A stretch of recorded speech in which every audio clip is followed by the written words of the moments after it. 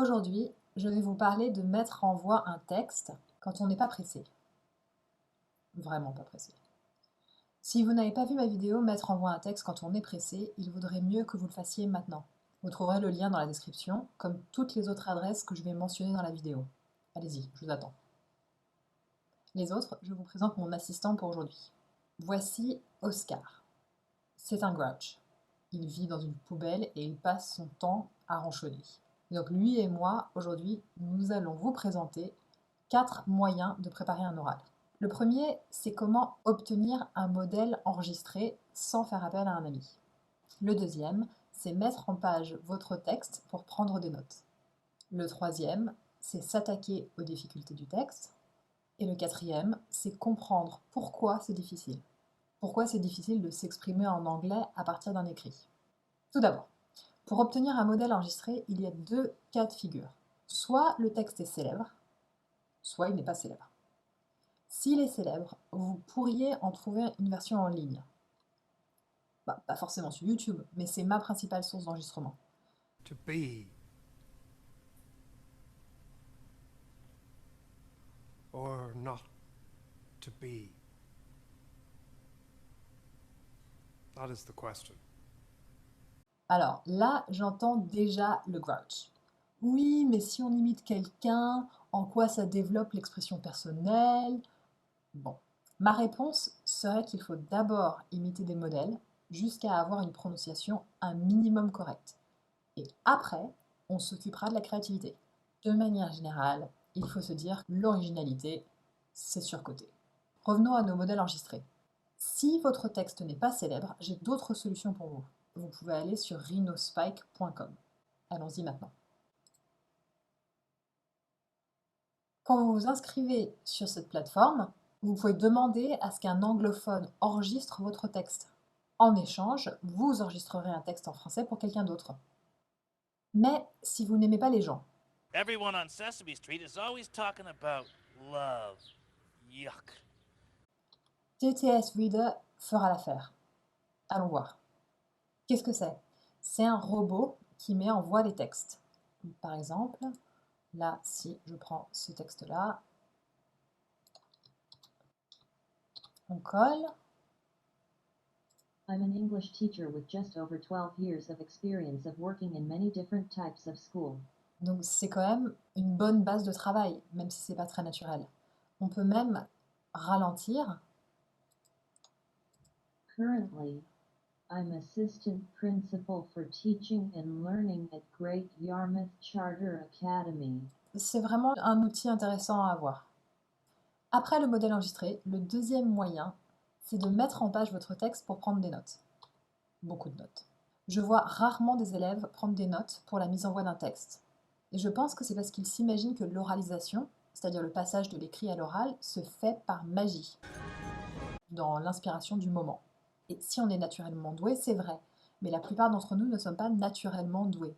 On va donc devoir travailler ce passage qui n'a rien de magique en prenant des notes pour ne pas oublier. Pour ces notes, il va falloir de la place. Nous allons donc augmenter les interlignes, agrandir les marges, espacer les caractères. Démonstration. Alors, CTRL A pour tout sélectionner, augmenter les interlignes, voilà. Ensuite, augmenter les marges. Par exemple, si vous êtes droitier, c'est peut-être mieux d'augmenter la marge de droite.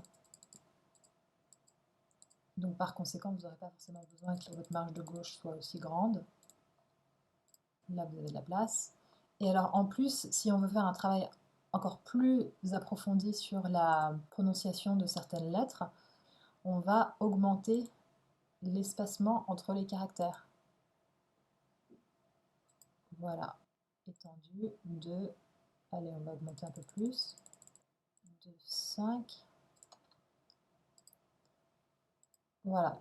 Et donc, quand vous allez imprimer ça, vous allez vraiment avoir la place. Vous pourrez prendre beaucoup de notes sur la prononciation et aussi sur l'intonation dont j'ai parlé dans la vidéo précédente. Le moyen suivant, le troisième sur 4, on y est presque, c'est s'attaquer aux difficultés évidentes. Donc, quelles sont ces difficultés évidentes?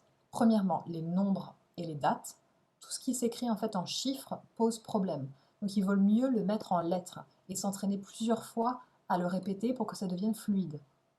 La deuxième chose, ce sont les noms propres. Donc par exemple, là, pour la marque Nike, eh bien, il se trouve qu'en anglais, ça se dit Nike. Troisième type de difficulté, ce sont les mots à 3 syllabes et plus. Donc c'est beaucoup moins évident de savoir comment ces mots-là se prononcent. Alors si ça vous aide, vous pouvez entourer ou souligner la syllabe la plus importante. Écoutez bien la prononciation des voyelles aussi dans les enregistrements et ne vous laissez pas influencer par la manière dont elles s'écrivent. Et je vais en reparler dans un instant, justement de ça. Donc quand vous aurez travaillé en particulier ces éléments difficiles, l'ensemble coulera beaucoup mieux et votre auditoire sera très impressionné.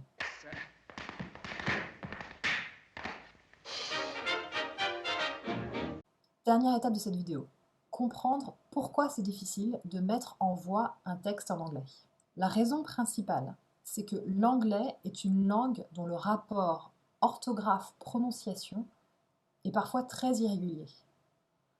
Je vais vous donner une liste de mots et quelques secondes pour que vous demandiez comment ils se prononcent. Alors maintenant, ça se prononce through, though, cough, thorough, dough, hiccup. Il y a des langues dont l'orthographe et la prononciation sont plus souvent en adéquation. Par exemple, en allemand, quand on lit un mot, on peut savoir comment ça se prononce. Mais en anglais, c'est loin d'être toujours le cas. Et cela explique pourquoi on peut éprouver de la difficulté à mémoriser la prononciation des mots en anglais, surtout si on est quelqu'un qui a tendance à s'appuyer sur l'orthographe. J'en entends déjà un demander pourquoi ils ont fait ça. Et je vous promets que la réponse n'est pas par sadisme, pour te rendre la vie difficile à toi, personnellement, petit Kevin de la 4e B. Comprendre et accepter cela, c'est déjà faire un grand pas dans l'apprentissage de l'anglais. Alors, en plus, mais ça c'est normal, il y a des sons qui n'existent pas en français. Donc, par exemple, les TH, les V, les R, les H et quelques voyelles, et ça, on pourra en reparler un autre jour. Ensuite, les accents de mots. C'est que, par exemple, dans ce mot, l'accent n'est pas sur la première syllabe, c'est pas understand. Il n'est pas non plus sur la deuxième syllabe, understand. Il est sur la troisième syllabe, understand. Face à ces difficultés, il faut trouver des astuces. Évidemment, certaines personnes y arrivent par intuition, sans effort apparent, alors on est dégoûté. Mais il ne faut pas être dégoûté. C'est possible pour tout le monde, il faut juste plus de travail à certains qu'à d'autres. Mais c'est du travail et non pas de la magie. Bon courage!